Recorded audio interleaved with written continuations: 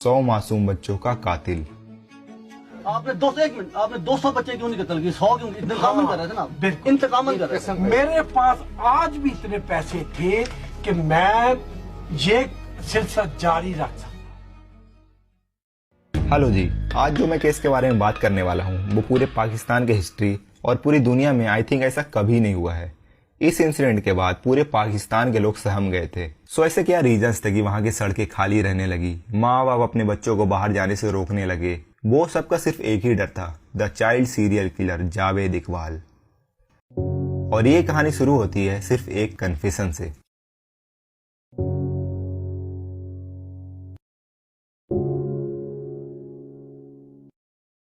नवंबर 1999, Lahore. Police रोज के कामों में बिजी होती है और अपना मेल बॉक्स चेक करते हैं तो उन्हें एक लेटर मिलती है, एक खौफनाक कन्फेशन।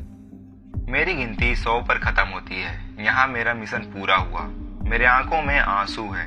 मैं ये मैसेज दुनिया को पहुंचाऊंगा। मैं सैकड़ों माओं को रुलाऊंगा। मैं उनको बच्चों को अगली दुनिया में बगैर कफन के गटर के जरिए भेजूंगा। उस लेटर में एक एक बच्चे का नाम, पता और किस जरिए से उसका कत्ल किया गया था सब कुछ डिटेल्स में लिखा था। कितना टाइम लगा उसके बॉडीज को एसिड में डिसॉल्व होने में और एसिड का खर्चा कितना आया, और आखिर में घर का पता दिया हुआ था, 16B Ravi road. Deputy superintendent of police Tariq combo अपने साथ कुछ ऑफिसर्स लेकर पते पर पहुंचते हैं और दरवाजा खटखटाने पर एक शख्स बाहर आता है, जावेद इकबाल, उम्र 38 साल। पुलिस उसे खत के लिए सवाल करती है और डिटेल्स मांगती है। जावेद का बिहेवियर बिल्कुल बदल जाता है। वो अपने सर पर बंदूक रखकर कहता है अगर वो वहां से नहीं गए तो वो खुद को गोली मार लेगा, और अनफॉर्चुनेटली पुलिस इस पर विश्वास कर लेती है। वो बिना इसे रोके, बिना इससे कुछ और सवाल पूछे और बिना इसके घर की तलाशी लिए उसके घर से चली जाती है। उसे लगता है ये कोई मजाकिया है, ये 100 बच्चों का कत्ल नहीं कर सकता। उसे कुछ आइडिया नहीं था वो किसके घर से गए हैं। From the deadliest serial killer in Pakistan history. 22 नवंबर 1999, जावेद दूसरा खत भेजता है, इस बार एक न्यूज चैनल को, डेली जंग न्यूज, और वो पैकेज वहां के चीफ क्राइम रिपोर्टर को मिलती है। वो पैकेज खोलते हैं तो उन्हें बच्चों की तस्वीरें मिलती है और एक खत जिस पर लिखा था, आज मेरे 100 बच्चों का कत्ल करने का वादा पूरा होता है। आपको साथ ही वो सभी बच्चे की तस्वीरें मिलेगी, कौन है वो और कहां से, और मैं चाहता हूं आप अपने अखबार के जरिए इस दुनिया को बताओ मैंने क्या किया। मैं 32 पेज की डायरी आपको दे रहा हूँ, वो मेरे 100 कत्लों का कंप्लीट कन्फेशन है। आप मेरे मकान पे जाओ तो सब सबूत मिल जाएगी, और जब आपको मालूम होगा मैंने क्या अचीव किया है तो पूरी दुनिया हैरान रह जाएगी। मैंने पहला कत्ल 14 साल के बच्चे का किया था। उसे संतरे जूस में नींद की गोलियां मिलाकर दे दी, और जब वो सो रहा था मैंने उसे गैस मास्क पहनाकर साइनाइड दे दी, और 10 सेकंड में उसकी मौत हो गई। फिर मैंने उसकी बॉडी को एसिड के ड्रम में डाल दिया और एक रात में उसकी बॉडी लिक्विड में बदल गई। उसके बाद मैंने हर एक रात एक एक कत्ल किए और उसके बॉडी को डिस्पोज किए। मैं हूं जावेद इकबाल। अब क्राइम रिपोर्टर के पास दो रास्ते थे, पहला कि वो इस पर यकीन ना करे, और दूसरा शायद जावेद ने जुर्म किया हो। वो अपने कलीग के साथ बिना देर किए पते पर पहुंचते हैं, लेकिन गेट पर ताला लगा होता है। तो रिपोर्टर दीवार फांदकर घर में घुसते हैं तो पूरे घर में एक अजीब सी महक थी। सामने उन्हें 85 जूते मिलते हैं और एक बोरी जिसमें बच्चों के कपड़े होते हैं, और साथ ही नींद की गोलियां और बच्चों के खेलने के लिए गेम्स, और एक कमरे में एसिड के ड्रम पड़े होते हैं जिसमें से बदबूदार महक आ रही होती है। मैंने जब ड्रम खोला तो आप सोच भी नहीं सकते मेरी क्या हालत हुई। उसमें लोथड़े थे और एसिड से मेरे हाथ जल गए, और उसको वो सब कुछ वहां मौजूद था। दीवार पर उन्हें कार्ड चिपके हुए मिलते हैं जिस पर अलग अलग डिटेल्स लिखी हुई थी। मैंने जानबूझकर कुछ बॉडीज को डिसॉल्व नहीं किया ताकि अथॉरिटी उसे पहचान सके, और मैं अब रावी नदी में सुसाइड करने जा रहा हूं। 3 दिसंबर आ चुकी थी और अखबार ये स्टोरी को प्रिंट करने का डिसाइड करती है। वो फ्रंट पेज पर एक शॉकिंग हेडलाइन चलाते हैं। अखबार की यह खबर पब्लिक तक पहुंचती है और साथ ही 57 बच्चों के नाम और पता, जिनके बाद उनके घर के बाहर बच्चों के माँ बाप की भीड़ लग जाती है। जब माँ बाप अपने बच्चों के जूते कपड़े पहचानते हैं तो वो जिस तरह से रोते हैं, उन पर जो बीतती है मैं उसे अपने लफ्जों में बयान नहीं कर सकता। एंड आई थिंक दुनिया में उनके अलावा उनका दर्द कोई और समझ भी नहीं सकता। पुलिस के पास कन्फेशन थी, उनके पास मर्डर की डिटेल सबूत थी, उनके पास क्राइम सीन थी, उनके पास बॉडीज की पार्ट्स थी, लेकिन उनके कस्टडी में कोई सस्पेक्ट नहीं था। जावेद इकबाल फरार था और उसे खोजने के लिए पाकिस्तान पुलिस अपने हिस्ट्री की सबसे बड़ी सर्च ऑपरेशन लॉन्च करती है।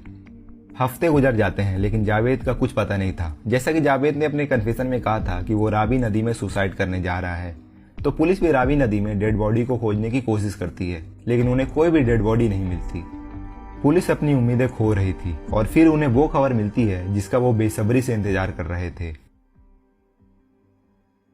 जावेद इकबाल डेली जंग अखबार के ऑफिस में आता है और अंदर दाखिल होते ही खुद को सरेंडर करता है। मैं हूँ जावेद इकबाल, 100 बच्चों का कातिल। मुझे इस दुनिया से नफरत है। मुझे अपने किए पर कोई पछतावा नहीं।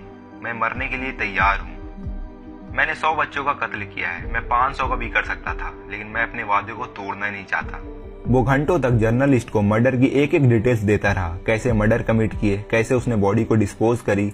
आपने 200 बच्चे क्यों नहीं कत्ल किए? 100 क्यों? इंतकाम कर रहे थे ना, इंतकाम कर रहे थे। मेरे पास आज भी इतने पैसे थे कि मैं ये सिलसिला जारी रख सकता था। कितने पैसे? अगर कल को आप जो जितने मारे हैं उनमें से 3-4 बच्चे घरों को वापस आ गए, फिर आपका सारा ये कोई नहीं आएगा। किस तरह आप कहते हैं कोई नहीं आएगा? शाहीन साहब किस तरह? अच्छा ऑफिस में बैठे लोग शौक में थे। वो अथॉरिटी को इन्फॉर्म करते हैं और कुछ ही मिनटों में 100 से ज्यादा सोल्जर उनके ऑफिस को चारों तरफ से घेर लेते हैं। इंटेरोगेशन के बाद जावेद खुद के बारे में बताता है। कहता है वो पुलिस सिस्टम की लापरवाही और इनजस्टिस का शिकार था, और जैसे जैसे वो और चीजों को रिवील करता जाता है, ये पजल और गहराई से खुलती जाती है। जब मैं इस केस की स्टडी कर रहा था तो मैं सोचता रहा, मैं बार बार खुद से पूछता रहा कि एक इंसान को इस दुनिया से क्या नफरत हो सकती है कि वो इस हद तक कर गुजरता है। और फिर मुझे जावेद के डिस्टर्बिंग पास्ट के बारे में पता चलती है।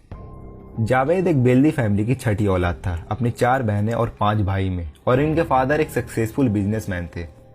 जावेद बचपन से ही बहुत इंटेलिजेंट और चालाक लड़का था, लेकिन वो अपने बहन भाइयों के साथ बार बार कंपैरिजन की वजह से उसमें सीरियस एग्रेशन पैदा होने लगती है।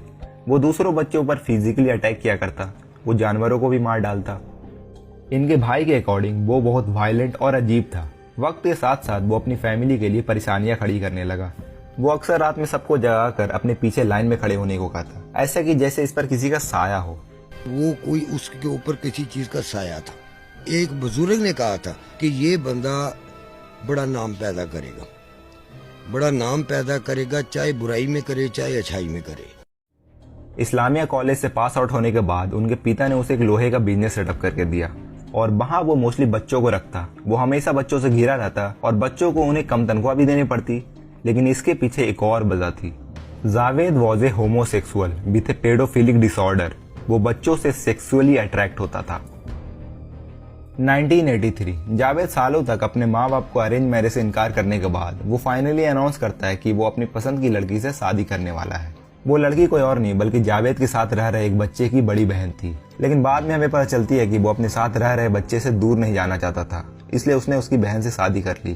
खैर, वक्त के साथ साथ उसके अंदर सेक्सुअल एग्रेशन और बढ़ने लगती है। वो अपने एरिया के एक वेल नोन आदमी के बेटे के साथ सेक्सुअल असॉल्ट कर बैठता है, और ये बात एरिया के बुजुर्गों के पास जा पहुंचती है। जावेद कबूल करता है कि ये मैंने किया, और एक लेटर लिखता है जिसमें ये दोबारा न करने की कसम खाता है। लेटर की कॉपीज पूरे एरिया में चिपकाई जाती है, और उसे अपने हरकतों के लिए एरिया के 100 दुकानों में जाकर माफी मांगनी पड़ती है। बाद में वो एक आर्केड वीडियो गेम शॉप खोलता है, जहां वो बच्चों के लिए सस्ते दाम रखता, और जैसे एक लॉलीपॉप पर मक्खियां जमा हो जाती है, वैसे ही वहां के गली के बच्चे सारा दिन यहाँ आकर गेम खेलते। जावेद इसी मौके का फायदा उठाता है और वो जमीन पर 100 का नोट्स रखता, इस उम्मीद में कि कोई बच्चा इस नोट को जरूर उठाएगा। फिर वो शक में आकर बच्चों को लाइन में खड़े करता और एक एक करके उन्हें प्राइवेट रूम में ले जाकर उन्हें तलाशी देने को कहता, और साथ ही उनके साथ सेक्सुअल असॉल्ट करता। कभी कभार वो बच्चों को पैसे भी दे दिया करता था उसे खुश रखने के लिए। एरिया के लोग इससे पूछा करते, तुम हमेशा बच्चों से घिरे हुए क्यों रहते हो? तो जावेद कहता कि उन्हें बच्चों से बहुत हमदर्दी है, वो बच्चों का ख्याल रखना चाहता है और उनसे मोहब्बत करता है। लेकिन माँ बाप अपने बच्चों को गेमिंग जोन जाने से मना कर देते हैं, जिसके बाद जावेद एक जिम और एक्वेरियम खोलता है जहां बच्चे आया करे। और दूसरी चीज, वो एक एयर कंडीशनिंग स्कूल सेटअप करता है, सन्नी साइड स्कूल, एग्जैक्टली इसी मकसद के लिए। लेकिन स्कूल फेल हो जाती है, पेरेंट्स अपने बच्चों को स्कूल में दाखिला नहीं कराते, और इस तरह से जावेद और भी मल्टीपल बिजनेसेस सेटअप करता है, लेकिन सभी फेल रहती है। इन लेट 1990 एक पिता कंप्लेंट करता है कि जावेद ने उसके बेटे का रेप किया है। पुलिस जावेद को ढूंढने की कोशिश करती है, लेकिन जावेद फरार था और वो जावेद के पिता और उनके 2 भाइयों को अरेस्ट कर लेती है और उन्हें 7 दिन तक जेल में रखती है। लेकिन जावेद अभी तक खुद को सरेंडर नहीं करता और 8वें दिन पुलिस एक और को अरेस्ट करती है। इस बार एक बच्चा जो जावेद के घर में रहा करता था, उसे पुलिस स्टेशन लाया जाता है और इसके कुछ ही घंटों बाद फाइनली जावेद अथॉरिटी के सामने खुद को सरेंडर करता है और बच्चों को छुड़ाने की मांग करता है। जावेद अब किसी तरह से पुलिस और जिसने इस पर रेप का चार्ज लगाया था उसे रिश्वत देकर खुद पर लगे सभी चार्जेस को हटवा देता है और फिर इसे बेल मिल जाती है। जावेद की इस बिहेवियर की वजह से उसकी बीवी उसे छोड़ देती है और इसके बाद जावेद एक और शादी करता है और वो शादी भी 1 साल के अंदर टूट जाती है। 1993 इनके पिता की मौत हो जाती है और इनके पिता के जाने के बाद इन्हें वसीयत में 30 लाख रुपए मिलते हैं और वो उस पैसे से राना टाउन में एक विला बनाता है। वो वीडियोग्राफी का शौकीन भी था, इसलिए अपने लाइफ के सभी एस्पेक्ट को रिकॉर्ड करता है, इंक्लूडिंग हिज हाउस। इसकी प्रॉपर्टी बहुत बड़ी और इम्प्रेसिव थी, with A pool, wild animals and A spacious underground area. I love my palace. It has exotic flowers and wild animals, including tigers, monkeys, and snakes. These were the happiest days of my life. I had such fun and great times with my friends. वो अब young बच्चों को attract करने के लिए एक method का इस्तेमाल करता है, पेन फ्रेंड्स। पेन फ्रेंड्स के जरिए वो उन बच्चों को लेटर भेजकर बातें क्या करता है और अपने फोटोज वगैरह भेजता है जिनसे वो एज ए पर्सन कभी ना मिला हो, और इसके बदले में वो सभी पेन फ्रेंड्स के फोटोज को रिसीव करता है और उसमें से सबसे अट्रैक्टिव बच्चों को शॉर्टलिस्ट करता है और फिर वो उसे रेगुलरली बातचीत करना शुरू करता और उसे ढेरों सारे गिफ्ट भेजता और किसी तरह से उन्हें मैनिपुलेट करता अपने न्यूड फोटोग्राफ्स को भेजने के लिए और फिर उनसे मिलने भी जाया करता।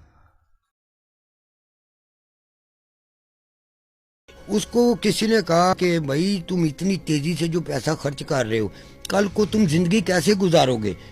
तो उसने कहा मुझे जिंदगी गुजारने की जरूरत क्या है, मैं पिस्तौल पकड़ूंगा, कन पट्टी पे रखूंगा, गोली मार दूंगा। 1997 आ चुकी थी। इसके लगातार खर्च करने की वजह से इसके पास पैसे नहीं बचे थे और फिर उसे अपनी प्रॉपर्टी बेचनी पड़ती है और वो लाहौर की तरफ निकल जाता है।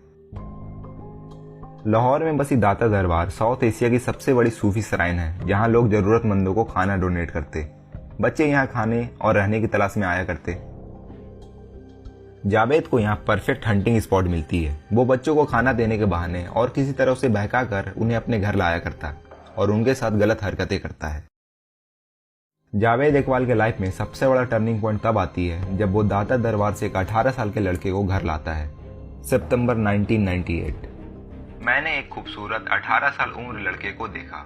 मैंने रोजगार के लिए उसे अपने नौकर बनने की सलाह दी। वो मान गया और फिर मैंने उसे घर लाया। घर लाने के बाद मैंने उसे कैद कर लिया और उसके साथ जबरदस्ती की और मसाज करने को कहा और बाद में मैंने उसका रेप किया। मैंने दरवाजे को लॉक किया और चाबी को तकिए के नीचे रखकर सो गया। उस लड़के को वहीं जमीन पर सोना पड़ता है और रात के दौरान लड़का एक ऊपर रखे राइफल को देखता है और राइफल के हैंडल से जावेद के सर पर दे मारता है और मारता रहता है। पूरे मोहल्ले में चीखने चिल्लाने की आवाज आई थी और पुलिस के पहुंचने पर जावेद जमीन पर गिरा हुआ था और उसके सर से बहुत खून बह रही थी। जावेद को 22 दिनों तक कोमा में रहना पड़ता है और उसके एक तरफ का जबड़ा टूट चुकी थी और उसकी स्कल फ्रैक्चर कर गई थी। उसका परिवार उसके मेडिकल बिल देने से मना कर देती है और उसकी बूढ़ी होती माँ इसका ख्याल रखने की कोशिश करती है। वो रात भर इसके लिए आंसू बहाती है।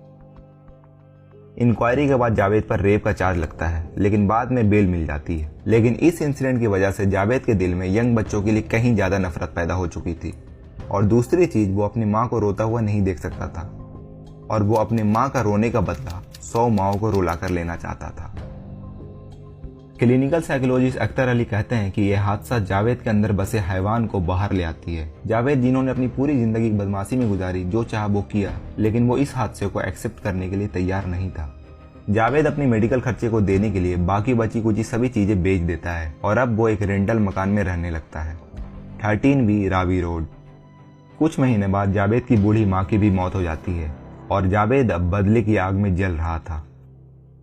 मुझे बुरी तरीके से मारा गया, मेरा सर कुचल दिया गया, मुझे अकेले छोड़ दिया गया, मेरी माँ को रुलाया गया, मुझे इस दुनिया से नफरत है। मैं 100 माओं को रुलाऊंगा, बिल्कुल जैसे मेरी माँ रोई थी। मैं उनके बदले के लिए ये सब कर रहा हूँ। मई 1999 जावेद अपने बदले का सिलसिला शुरू करता है। और सिर्फ 147 डेज में शहर से 100 बच्चे गायब होते हैं। मेरे पहले कत्ल के कामयाबी के बाद ये जंग की ऐलान हो चुकी है।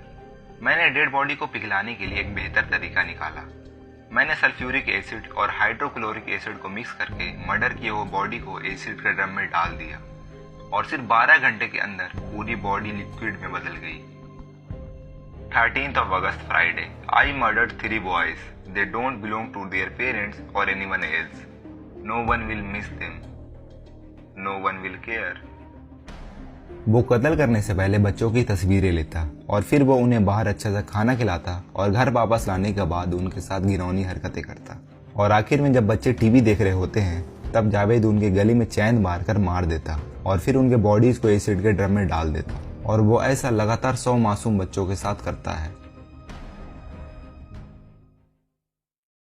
जावेद इकबाल के सरेंडर के बाद पुलिस एविडेंस कलेक्ट करना शुरू करती है। वो उनके फैमिली से मिलते हैं जिनके बच्चे महीनों से गायब थे और वो 100 बच्चों में से एक एक बच्चे की पहचान करने की कोशिश करते हैं। सारी तहकीकात करने के बाद बच्चों के जूते, कपड़े, फोटोग्राफ्स को अकाउंट में लेकर टोटल 100 बच्चों में से 80 बच्चों की पहचान हो पाती है और बाकी के बच्चों की बॉडीज पूरी तरह से डिसॉल्व हो गई थी। उसे नदी में बहाया जा चुका था तो उसकी पहचान नहीं हो पाती। मैंने धोखे से बच्चों को घर लाया और उसका कत्ल करने के बाद एसिड के ड्रम में डाल दिया और जब उसकी बॉडी पूरी तरह से डिसॉल्व हो गई तो मैंने उसे टॉयलेट में बहा दिया। मेरा पड़ोसी गंदे महक के लिए शिकायतें करता। फिर मैंने बॉडी को रावी नदी में बहाना शुरू किया। किसी को शक नहीं हुआ मैं क्या कर रहा हूँ, किसी को फर्क नहीं पड़ता। मीडिया के द्वारा जब ये खबर पूरे पाकिस्तान में फैलती है तो सभी लोग सन्न रह जाते हैं जब इन्हें पता चलती है कि जावेद ने बच्चों को किस दरिंदगी से मारा। पूरे लाहौर में सिर्फ माओ की रोने की आवाज थी। जो सदमा इन्हें लगा था वो इनके जीते जी कभी मिट नहीं सकती थी। लोगों को यकीन नहीं हो रहा था कि एक इंसान ऐसी दरिंदगी कैसे कर सकता है, मगर अफसोस ये सच था। सड़कें खाली रहने लगती है। माँ बाप अपने बच्चों को बाहर जाने से रोकने लगते हैं। लोग कोर्ट के सामने हड़ताल करके बैठ जाते हैं और इंसाफ की गुहार लगा रहे होते हैं। 18th of February 2000, जावेद और उनके क्राइम में साथ देने वाले 3 लोग जो तीनों नाबालिग थे उन पर कोर्ट के ट्रायल शुरू होते हैं और कोर्ट के सामने सभी सबूत पेश की जाती है और 105 गवाह भी पेश किए जाते हैं जिसमें से 73 गवाह बच्चों के फैमिली मेंबर के थे। और इसमें सबसे इंटरेस्टिंग चीज ये थी कि जावेद के कन्फेशन के बाद सभी सबूतों को मिलने के बाद जावेद खुद को निर्दोष ठहराने की कोशिश करता है। वो अपना स्टेटमेंट कई बार बदलने की कोशिश करता है। पहले कहता है कि उसने असल में किसी बच्चों का कत्ल नहीं किया, वो सभी बच्चे जिंदा हैं और ये सब पब्लिसिटी स्टंट थी। दूसरे स्टेटमेंट में कहता है कि 20 लोग इनके घर में आकर बच्चों को कत्ल करके गए हैं और वो किसी को ना बचा सका, इसलिए उसने गिल्ट में आकर खुद को सरेंडर किया। तीसरे स्टेटमेंट में कहता है कि उसने कत्ल तो किए हैं लेकिन इसलिए ताकि सड़क पर रह रहे बच्चों को अटेंशन मिल सके और सरकार उस पर ध्यान दे सके। लेकिन कोर्ट ये सभी स्टेटमेंट को रिजेक्ट कर देती है क्योंकि कोर्ट के पास सिर्फ जावेद के कन्फेशन ही नहीं थी बल्कि इनके पास वैलिड प्रूफ थी। बच्चों के फोटोज थे, कपड़े थे, उनके जूते थे और इवन बॉडीज के पार्ट्स भी थी और इनके पास गवाह भी थी जिन्होंने जावेद को उन बच्चों के साथ देखा था और फिर बच्चे गायब हो गए। और ये ट्रायल घूम फिर कर 2 महीने तक चलती है और जज अपना फैसला सुनाता है जो कि पाकिस्तान के हिस्ट्री में आज तक किसी को ऐसी सजा नहीं मिली थी। After that, his dead body should be cut into 100 pieces and the same should be put in a drum containing the acid which has been the formula which has been described by him. Javed के साथी साजिद को 686 साल की सजा सुनाई जाती है और नदीम को 186 साल की और साबिर जो सिर्फ 13 साल का था उसे अगले 42 साल तक जेल में रहने का हुक्म दिया जाता है। सो बेसिकली उम्र कैद दी जाती है और ये सब का हेड जावेद वही सजा भुगतने वाला था जो उन्होंने बच्चों के साथ किया। जावेद को 100 बार फांसी दी जाएगी वही चेन से जिससे उसने बच्चों का कत्ल किया। इसके शरीर को 100 पार्ट्स में काटा जाएगा और एक एक करके पार्ट्स को एसिड में डुबाया जाएगा, बिल्कुल जैसे उसने बच्चों के साथ किया। एक इंसान को इस तरह से पनिशमेंट देना ये ह्यूमन राइट्स को वायलेट करती है और यही चीज हमें पाकिस्तान में भी देखने को मिलती है। पाकिस्तान के इंटीरियर मिनिस्टर ये सजा को कंडेम करते हैं और साथ ही फॉरेन एनजीओज भी जावेद के सपोर्ट में आते हैं, लेकिन इससे ज्यादा कुछ फायदा नहीं होता। जो सजा जावेद को सुनाई गई थी वो अब कंफर्म हो चुकी थी। 9 अक्टूबर 2001 Kot Lakhpat maximum security jail block 7 में जावेद इकबाल अपने पार्टनर के साथ मरा हुआ पाया जाता है। इनिशियल रिपोर्ट से ये पता चलती है कि जावेद और साजिद ने अपने बेडशीट का फंदा बनाकर सुसाइड कर लिया, लेकिन दोनों मुजरिम को एक ही तरह एक ही टाइम पर मर जाना ये सवाल खड़ी करती है कि ये वाकई सुसाइड था या इसे मारा गया। फिर और इन्वेस्टिगेशन के बाद पता चलती है कि रात 10 और 2 बजे के बीच में सीसीटीवी कैमरा बंद थी और गार्ड भी सो रहा था। शायद हो सकता है इसमें किसी शख्स का हाथ हो, लेकिन फिर भी कोई ऐसा क्यों ही करेगा, क्योंकि जावेद को ऑलरेडी मौत की सजा सुनाई जा चुकी थी। और ये सब देखते हुए जावेद के कत्ल का पुख्ता सबूत न होने की वजह से इसे सुसाइड मान लिया जाता है और गवर्नमेंट भी इसे ऑफिशियली सुसाइड डिक्लेयर कर देती है।